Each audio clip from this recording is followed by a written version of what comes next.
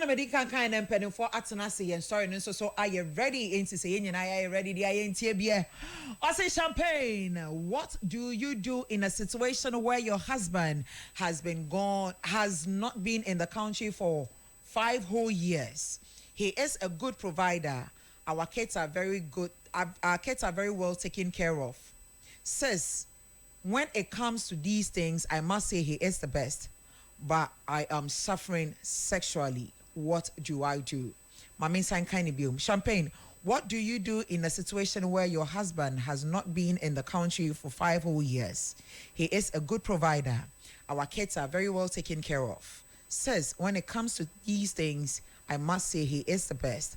But I am suffering sexually. What do I do? Ane no credit yan so ye ne wo se ye ka ye nuaba no asemode ababeto ye nimo no obi say in a situation where wukunu abomodea etu kwan eja for 5 whole years o hwefie o hwe nkwala no bibia ye okay o provide mamo mo edidie mo monne mo bibia ye okay na so down there down below down under canoe ono no starve. What do you do? Na che say utie mo ani kunu etu kwan for 5 years and na che say onfa ni kunu echi nti obi say in a situation like this no so no e dey na obeye say dey ye ho say dey one answers to every question no when so ababa beto ye ni mu yenyi anu 5 years la say hi Eradia to me hoye sa so ka ho sa ye de nyame asem kwala na obi a ho ye adom special sa ye de nyankopon ase daddy have borrowed your word no my daddy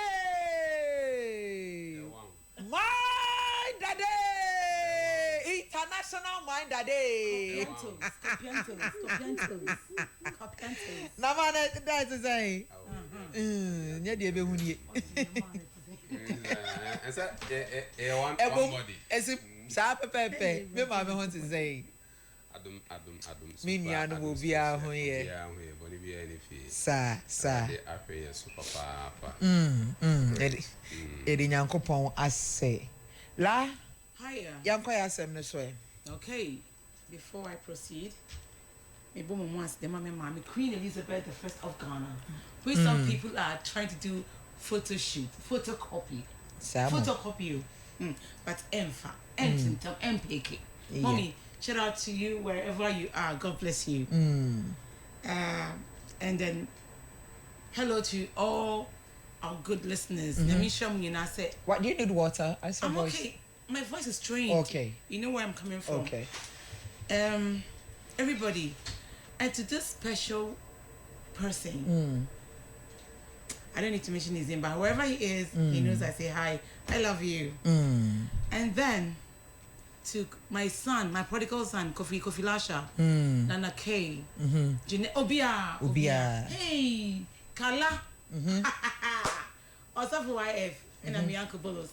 I say hi to all of you, and I'm back for good. Auntie, let's start rolling.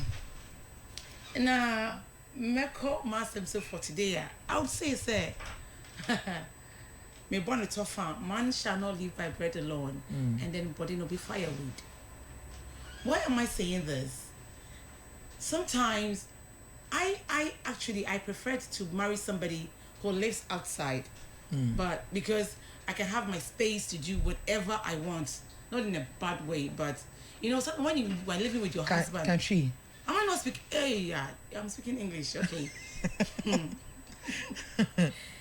Say when your husband and live it together in your home, yeah, now there are some kind of unintentional restrictions. Our makas make create a unintentionally and it's unknowingly, okay. It's about to face a way too quiet. If you want to go to the club, you can hit the club. When you hit the gym, you can hit the gym. When you want to invite some friends to come home to cook and then have fun, you can. But when your husband is there with you or your wife is there with you, you are not able to express yourself as you want to, especially when you've had a free kind of life prior to your marriage. Living together, not a very big crowd won't mean so I have always preferred to have a man who lives outside. And a do baby so na fe de wo peka say we dey agita. Why? Because as I said earlier on, body no be firewood. There are some times when a woman needs a man. Yeah. Especially after flowing. It's so natural. That is when, like, ovulating, I should use that word. Uduwa here, ha. You yearn for it. If I am say the word yearn, you yearn for it. Nti when ya na atuna kasa. So what back na onya oshia. Now the pressure echo baso. You can even fight over 20 pesos with a mate in a church. And I say your neighbor on your shukrochewa na buefu. Why? Because you need some divine touch. I mean, earthly divine touch, not upwards. Na se wunya. Am I bodamo? Am I? You don't even glow. You don't grow. It's to glow and grow. Ningi na bo. Na fe de ema wunyi when you're not supposed to nyi. Like uba want him. But when that thing comes in, trust me, even if you are 60 years old, because we're 35 cry, because you feed your soul, you feed your body, you feed your hormones and everything in you, which is very, very necessary.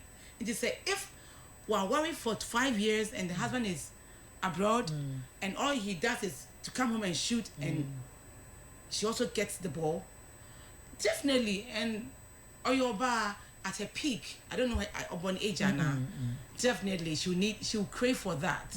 And so, and Kabeya Kanukunun on Tambra, I'm sure so green card wherever he is.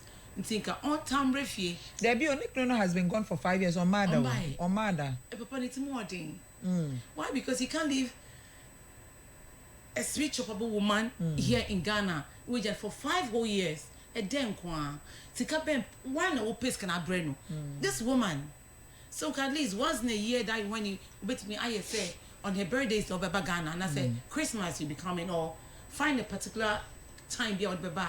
Now on also I dreaming in a body in the Bibia I just say every month in this year no and I say every year in this month no Baba. No I dream I prepare for him. And before he goes, no, just say 2 heads shall become one. It just I can't see any. But when you have gone for so long a time, 5 years, 5 whole bad years. No, I'm not going to say 5 whole good years. Whole bad years. She's a woman at a peak, and she needs to be touched. Sometimes when I use the words, please allow me to use the word. She needs to be touched, and she's not getting it. Before on Bebano, if on your oba, you subante say me obey the atina fakwa. Obekwa kodunso baby na ko fast mwamba for all you know the in-laws live around her and I say in her neighborhood and I suppose say on don't want ebusunya fie now we now you can't be with your husband's brother, you can't be with your husband's friends, you can't be with anybody just because you are married and you are sacrificing your happiness on the altar of marriage. I will not take that. I personally will not be with the man to be in a different country for 5 good years. No, 5 bad years. No, I will not take it. Either I throw him out there, or he comes here, or we divorce. Okay. I don't hate divorce. I stand for it because so we be business a hawa. So as I've been saying here, we can't take our marriages to heaven, but we can bring heaven into our marriages. So if we can't do both, you live it. No one's going to chastise you for living your marriage. If you have good reasons as to why you are leaving the man, everybody's going to clap for you. Even the devil himself is going to say, bravo. Because you didn't sit in the marriage, then you go and do like at the bonding retreat. You've been bold enough to take a step forward to leave the marriage. For your sanity, for your glowing, for your growing, and for your peace. Okay. If you don't have peace in your life, you can extend it to your papa and I say you wadanfo. They be an esa wadwi mudaho. Unye DJ because I'm so many and I say Christos no. It's all about peace. Peace I give you, my peace I give you. And he has given his peace and I'm not enjoying it. What the heck will I get married? No. When he is outside, I will not take that. So on pen on hasemwa ombre fie because anajonda nkwa ya. Somewhere last year, June, July, oh baby, now our bagana, yeah. So imagine a woman like that, what do you expect her to do? Sleep. How? Close your eyes. She's a human being she's got blood flowing in the veins. Obviously, then right after her flow, she's going to crave for that thing. I wouldn't say that thing. That I didn't have a boy, you know, and she's not getting it. Not to hit the street and kasa kasa. But all because of what God has. So in situation like this, what do you suggest? I have to go back. I have to go to him. Okay. Or he comes home. Okay. And as I say, Obeno annually that he's going to come home to be with me as his wife. If not, somebody else is going to take his place, which is allowed. Okay. By my own perception. Okay, that's fine. I'm That's not fine. saying accepted in everywhere, but maybe One yes. That's fine. That's So fine. for the time being, I'll be back. Sure. Lagata will be back. Ebushia for Lagata and then ordinary submission at from the no. Or say or not dear in Kebeya, either the man will come down or the wife meets him there. Not just a bibia and ya kama. Yo, ya that's la nyami unshaw. You're welcome. My daddy. The one. I could say I want to say. Nyami adu more there.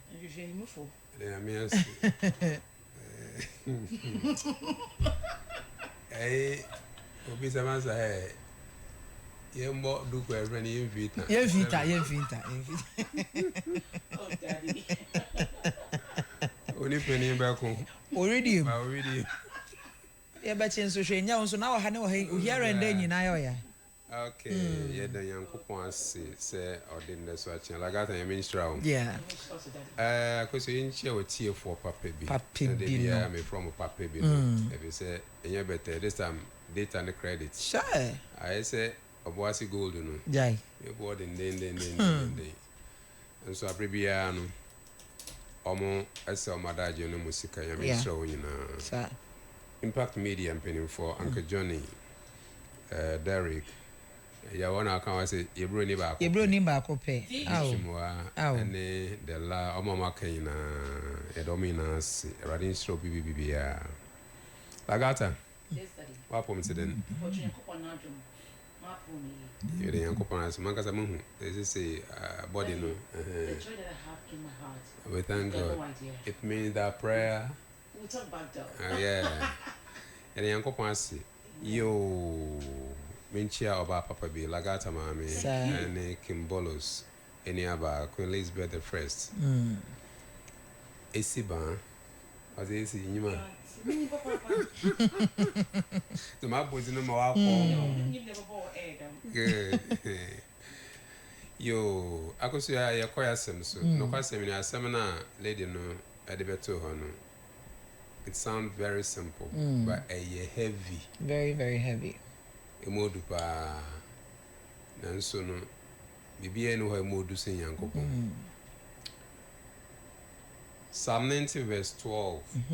So teach us to number our days that we may gain hearts of wisdom. Hearts. As you know, I say ready. My nyansa akoma. So as my yen ye na kan. Say onim. They say I can't be 90 days. So the way say what the better time say 365. Mo na aka.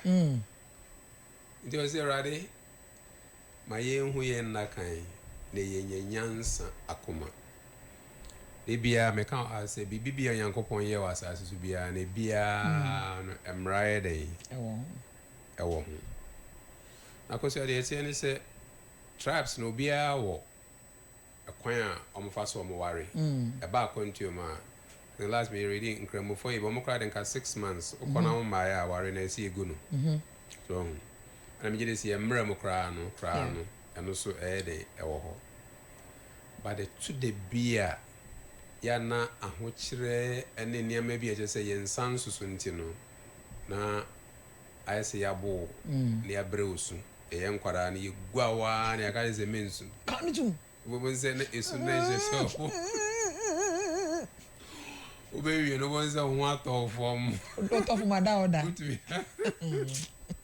isi etore bia ya na aware asem no sa na ya de akwakoye obi tumi ka se nkwara ni ntra ne na asem mbisa me say nkwara ne nti na woda so sɛ wote se yenku ana yenye odan so what you say na sɛ woba nso na wanwo nso ɛno so ka bɛkɛ sɛ nkwara ne ntira daabi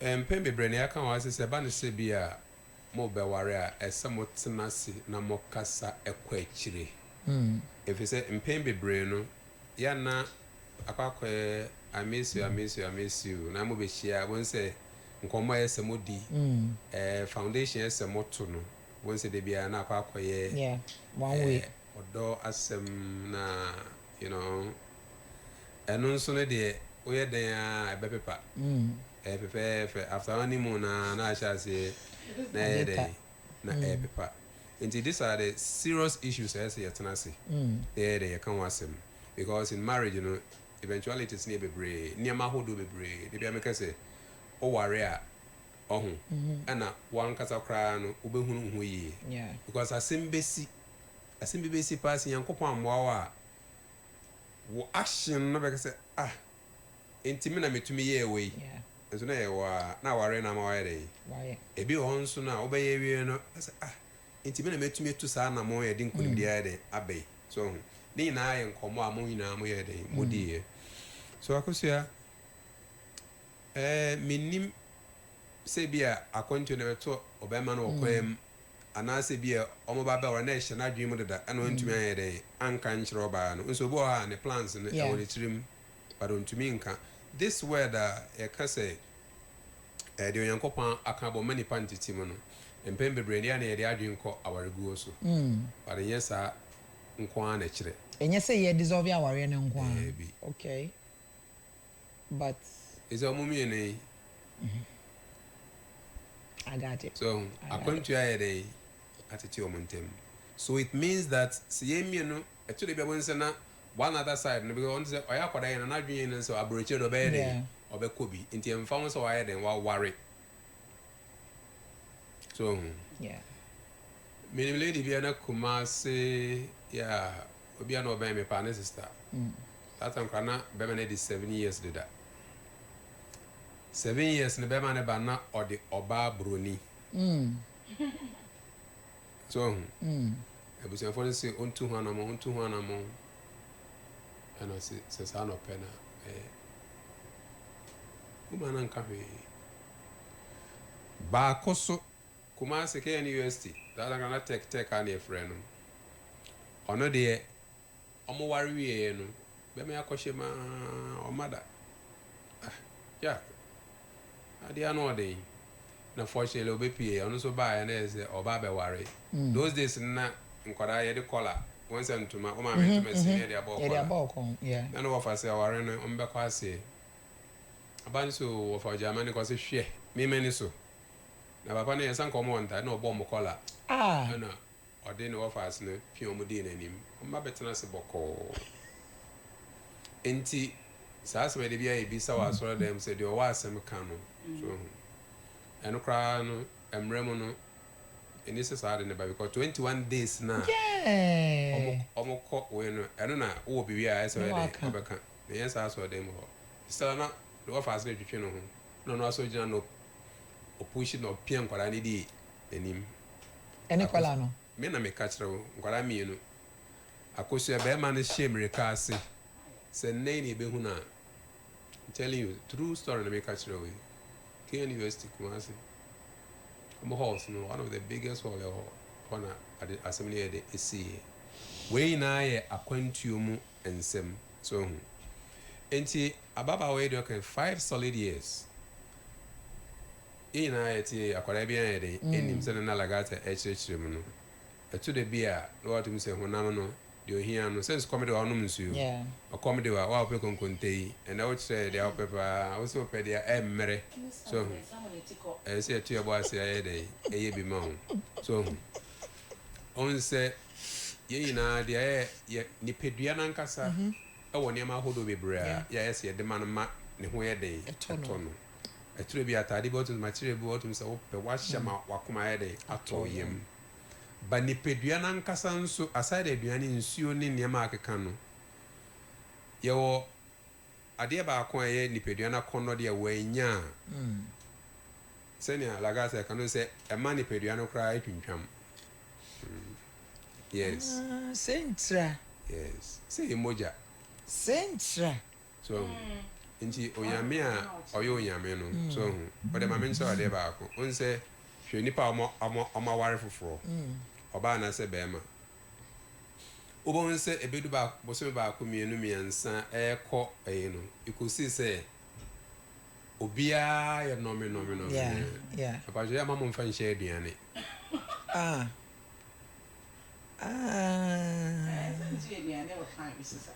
what you say onso yen ya kan kasa no ya na esan se ye moral senior is ti ye fire no ya na emu ye den edu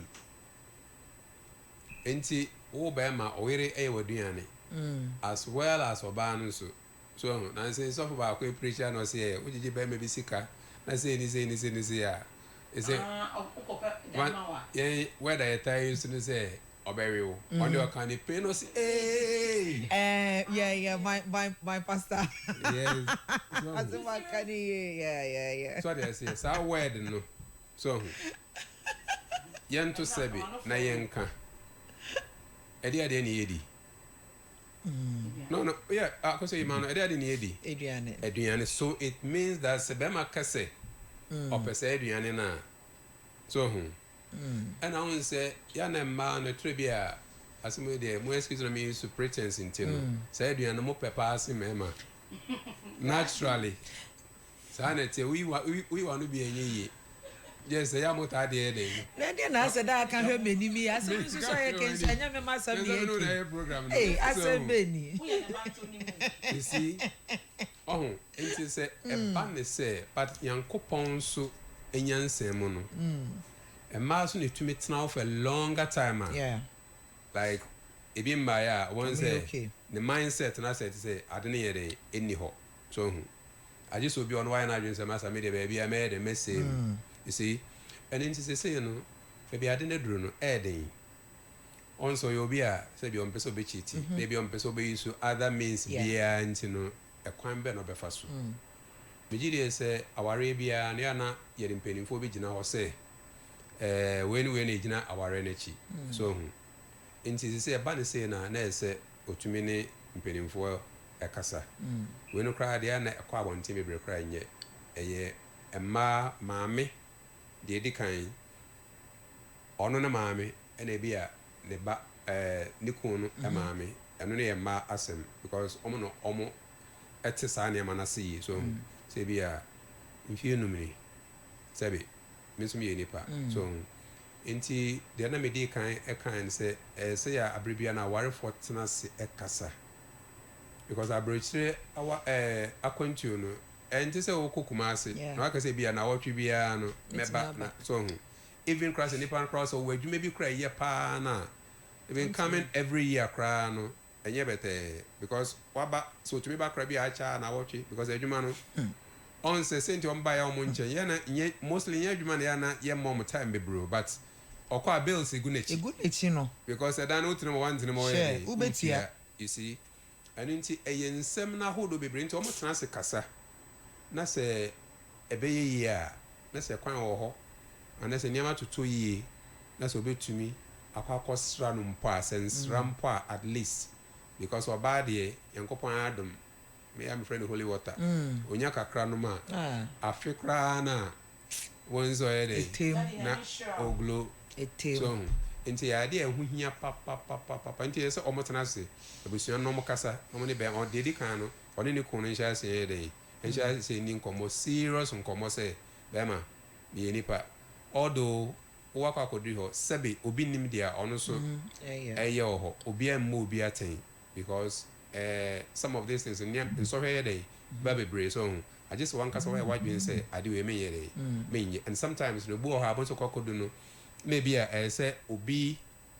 in any paper so I people say me yeah mema na yo man mema so nancy the omo yen say obi won say be making eja won so wahwe won so yenti no okọ eja adwuma kakra ho ayefe kama na efe oba be hawo utumi tueska bedru be no ye no ampena na wa diska no so ho eno nti no eso mo sha se kasa let's say be a 5 years say kwan bi wo ho a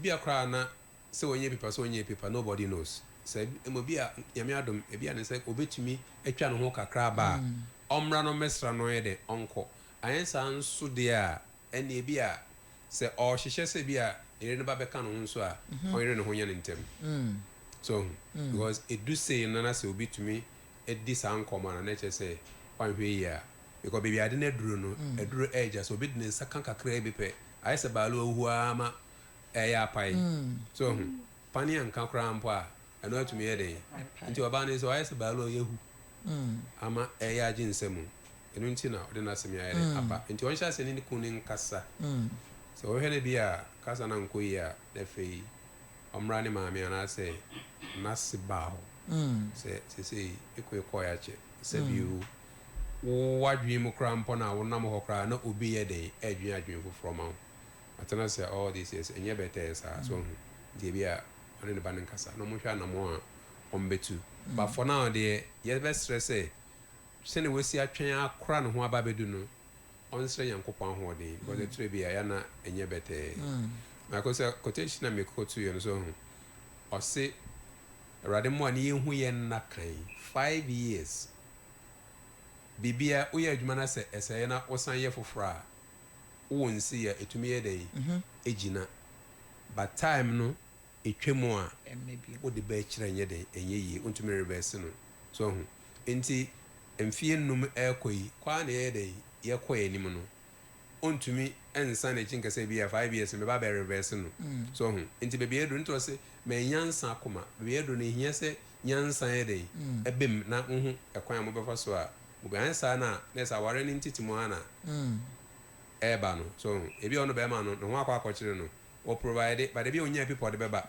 enti be ende ene na se bomondi na ohwe kwan be fa so a at least meba because sad ne de onse se worry bi enne ne do afye na se be on fa ho nkan na on worry no yeah so any different consummation because unya ne nda ya oboa onye hwe enti at least onye nkwara ba kwa na se mienu na 5 years as assistant obre enti yenu aba omodi ana kwa akoma to you na megidi say ye kasa wi e de rade mpa enso be dey e beto us because say wan hwe yi na wuto na mo sisi ape be say wa brabo bibia obo say o time wa wasting na no na ba be ye kwa tiro se me yansa akoma de aye dey ye hu ye na kan see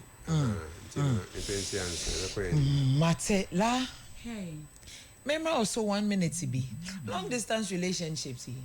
Papa inso so call yanke bushia no show. Or provide for fee, mo rent, mo didie mo bibi mo. Obi beka say so provide when you na ma wa san kan ba de say be ma na nkom ma e na we na on hwa ni ma e na komode yen na yenya bebe papa antena. He is doing all of this. Enti anka wenso so de anka untimi mfa nchoko kakra ntwen no obi bebisa Izakusia. Yay. In this generation, it's about time we call a spade a spade. To say obi oka say na ware enye no jai na ware no opeso jai oka say me menti. What if say be wu a no man be wu ana. De te bia no ubeje omo akọ. Nti say untimi nya oma ho kwa na from ko na ja ware ne ko hwom. Na say be obi aware for 5 years. Na okope sika befie. Wo de be hwe wan wo fie. Bajo. Emma anasa wo busia. No I busia kwa untimi settle bi. Untimi enfe bi nsi ho. Why don't you come home and make babies or set your family up? No we are wa kwa pesa sika na wo pe na wo de aba be hwe fie. Se wo ye dwuma ponta wo nim se wo ya bra wo ma. Yeah na e don na ho an kekapa ye de dwuma nkwa no. It's so different from you know say wo yama e bia woni wo yere pe. Atro yan na mo bedi. But say nim say emma e we chira. You work extra hard. You work with happiness and I feel all alacrity if I should use that word. But any dwuma nko na ye di bobra o. This body do you know what it needs? You have no idea. It doesn't need water. Now also here's your part. It needs a very special and divine water, which only one man can give. Holy water. Holy water. Okay? And they say, one for mamia. No person me brought them another person. It is say no. Are you saying that out of love for me it is or out of money for your family? Say yama holy water no na common no one. Would you be okay with that? It's like I say, Odo kakra, sika kakra. You can't work all your days looking for money. Come back home, be with your wife. Even Adam, Abraham, Moses, they had wives and they were with them. The Bible says so. Adam knew his wife Eve. Abraham knew his wife Sarah, and so on and so forth. So why can't you come and know me as your wife? People they come and watch you. Me and Kasam say, Lufthansa tickets on the call ya. Remember, France, I would say Air France and American Airlines. Let me down now because I can't sit there alone. Maybe as a man, for all you know, no genie because for them, they don't hear so baby will flap. You cannot be power new trousers in your baby will flap keke. But a body, you would need to be undressed and all that. And the rightful man, the one who has married you legally. The one who has married you legally. True to hope, maybe. 5 years. 5 years. Hey. So be our bedda. Sebe obedidi. Esa na meti fo ne huna mani o. Esa na meti fo ene bola boys yi. Omo no mu huna manne. Ende o delay mu no bi nim na ho kan wa ho. Sister, we feel your pains. Miniaba, we feel your pains. But you have done very well. Nyami Shrao, it's not easy. I see a can say, but you have done very, very well. Why are dear Yamawa mo? Na me de me jidi se bibia ebe fine. Eni wukunu ntina sina mundi nkomo. Since I walk say or provide or share more or money more. Not just say you guys are in communication. But Mr. Mombo Modiamasa, a honomon common in here. Ne hunu de airco. Minjin de say ebia no mpel and I say bia wa boni timo pose I say or bo modern. I think it is for the betterment of the family. But let him also understand your needs as a woman. Meaning say why you know over the years, but this trip no put a little pressure in there. What you say? Na man entia say sukre su manen hu say chese wo bre. Trasene me no. On say say no so ho ya ba asem. What you say? Go trust and try and no until say wa bamu wo nso na ejina onipadua mu say ona mana wo sresre osia ye fita wo skin atoso o wi nkra timi fu yie wo da 85 years ni die sister sorry o hairdresser mpo na menya nka mehwe say la yenko fie sister na se me ha me. I know that you are serious about what you're saying, but sorry. Because I want to put myself in your shoes. Oh yeah, okay? Yeah. Because even 1 year cry, it's not easy. How much more 5 whole they also 1 year, won't come 1 month in 1 year. I said it's a lot. She has done well. 5 years. So it's a if lot. had been other people, another would be for fra.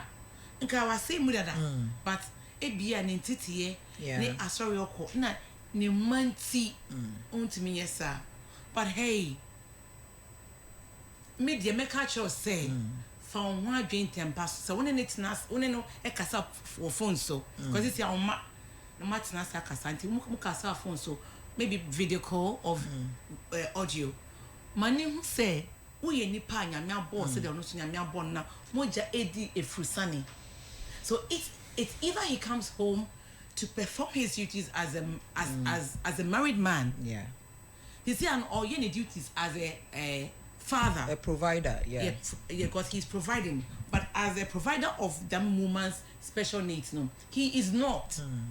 So either he comes home to perform all these duties, or divorce, as simple as ABC. Because can I our rich tree who say, be binti no. To see how gone are those days, okay? And I say, or your people come from the air, because Sebi so simple, but it's deep. And to me nearby, Miss Reka. So, my phone when you Koran and Koha. Ombra, no more has, and that's the Ombra no wow. say when you 5 years they may sure say kakra be more fine or which fine every 6 months and that's more banako na de bia say ni de me de menjin tum sa. I want to say this again. After your flow, that is when you ovulate into that thing is so much of importance. It's when ya I wanna unya menopause in term no because we body need time on you say onyi I will say oh glow no na onya na fi atone embruwa nyoma yo. Why would you go through such a thing? So talk to him on video. Let him feel you. Facial expressions. Ebia na audio no or better voice keke but who soon said the why you cry it might touch his heart for him to be saying say okay every year I'll be coming home.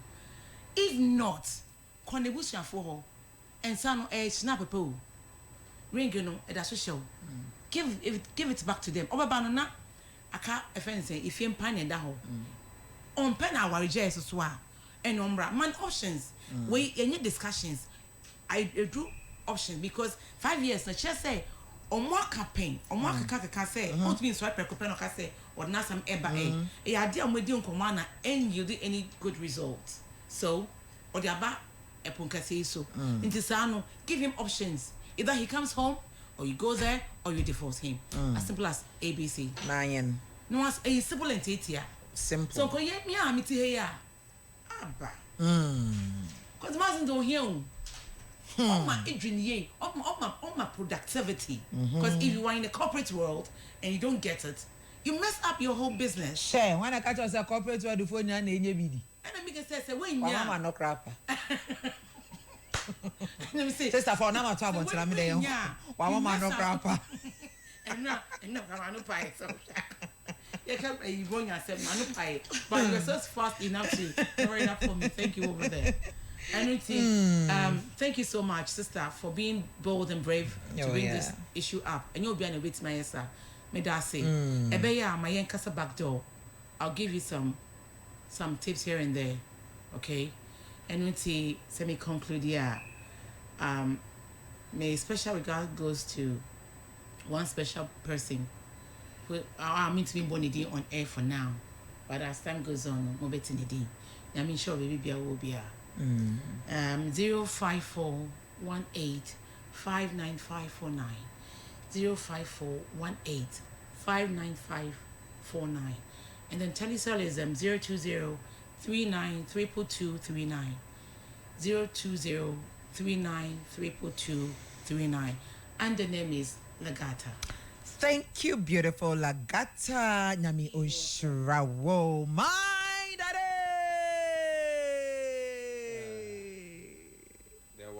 The one. Or you want crop it. 1 Corinthians chapter 7 verse 3. Me, the one.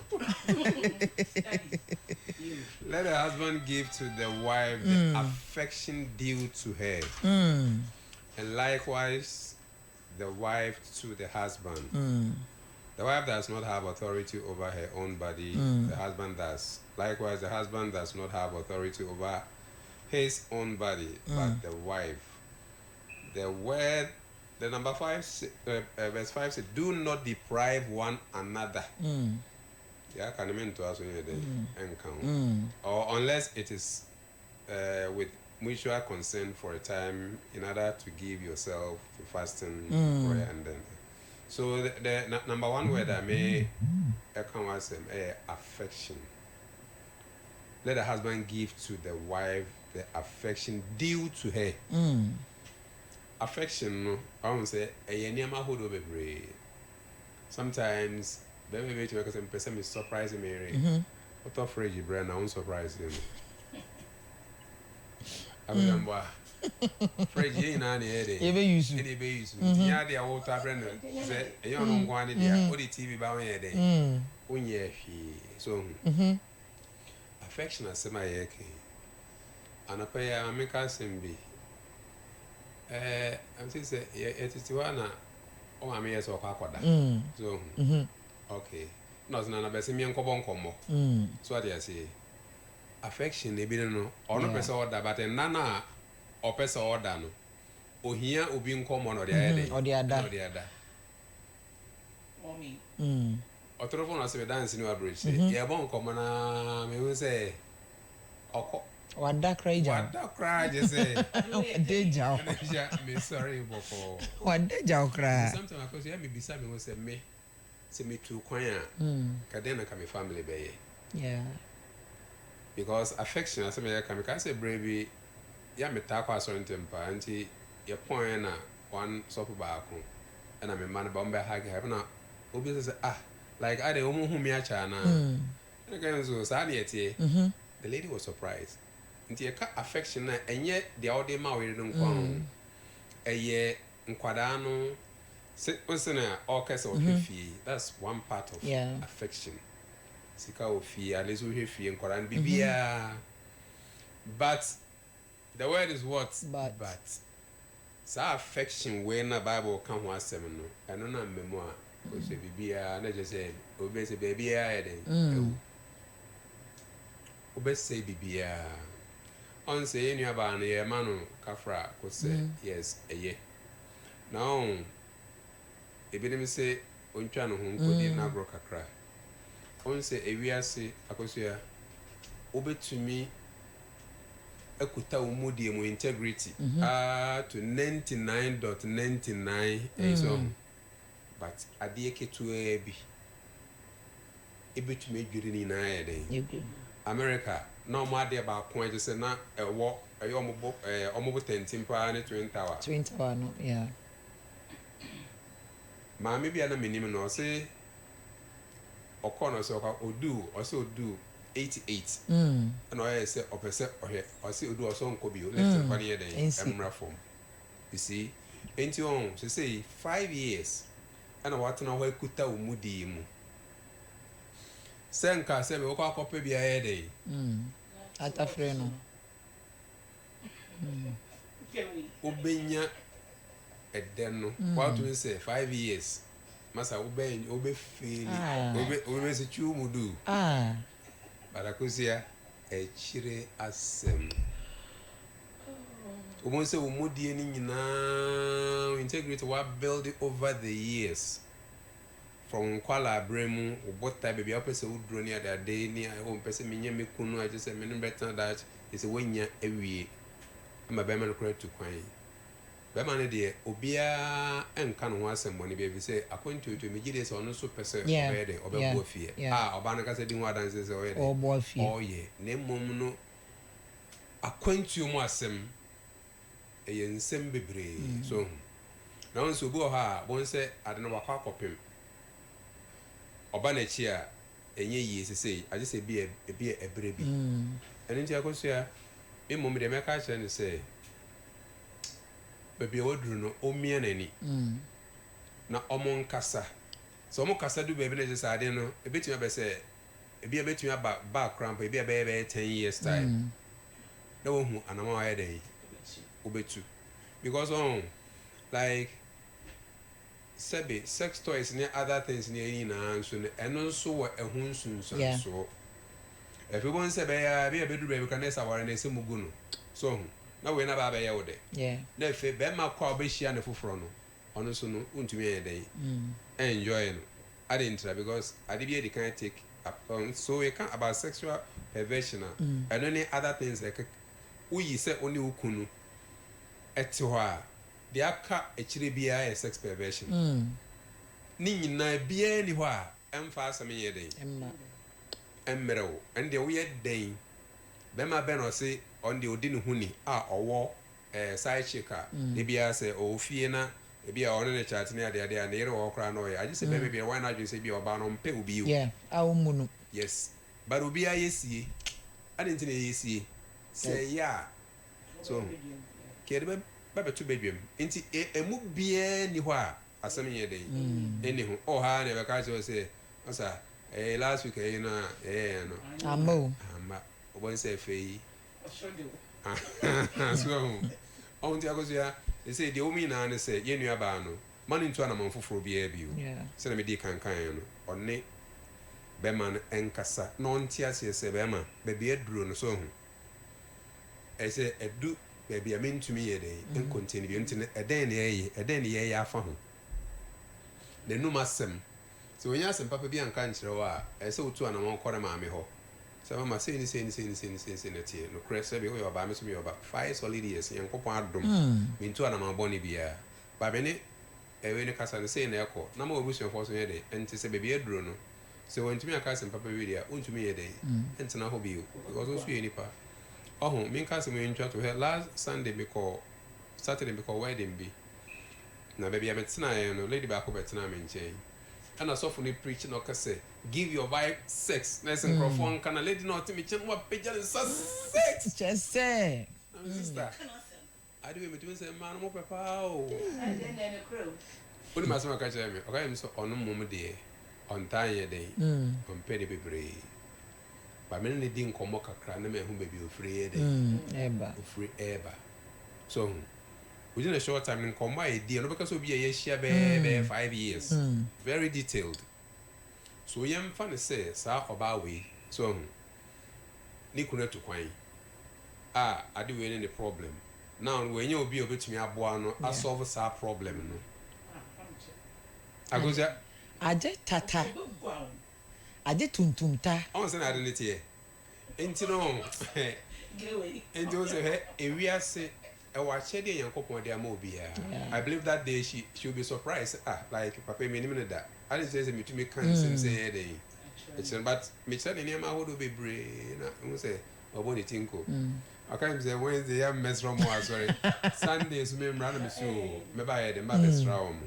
so adeɛ sɛ ɔpɛ mɔ ɔte ase so enti yɛmfa no sɛ saa yɛnnua baa yi ɛna saa situation yi ayɛ dɛn ato no sɛ nipa no a ɔne ne ka sɛ etu no fo no so yɛ nipa bɔnefo a ɔbɛn sɛ baabi a ɔde ne wura no onua ɛɛpɛ mɔ wɔde bɛtena wɔ awasɛm aka wish ɔte ase nti yɛnnua baa deɛ yɛde twa toɔ no sɛ